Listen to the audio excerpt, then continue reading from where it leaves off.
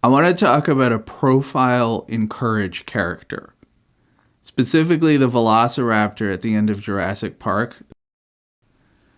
This Velociraptor looks at the T-Rex gobbling up his friend and decides, everybody's got to die someday. Instead of running away, that Velociraptor bares its teeth and claws and leaps in there, even in the face of futility and death. And there are actually a few layers here you may not have noticed. To begin with, having the Velociraptor go in for this attack actually resolves a writing problem in the scene, which is basically, how does the T-Rex coming in save the day fully? Because after all, if the other Velociraptor didn't jump on the T-Rex, it would be quite possible that you could imagine it continuing to chase after the humans as they leave the building. So this kind of resolves that issue. And it's interesting because this is actually a continuation of character traits that we've seen the Velociraptors display.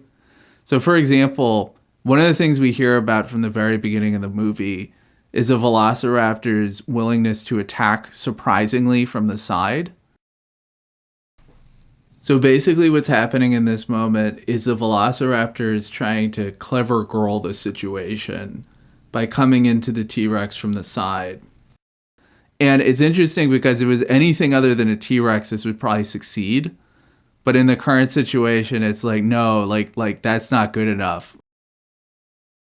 It's actually interesting. Velociraptors in real life were actually smaller than those depicted in the movie, with the dinosaurs in the movie more closely resembling the size of Deinonychus.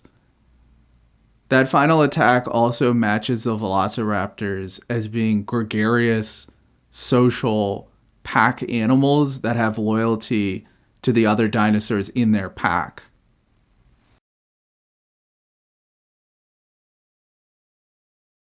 It's interesting. Can you imagine if Alan Grant had come out of that building and he had said to John Hammond, like, you know what, I have decided to endorse your park. We did have some rough times in there. Like, I'm not going to lie.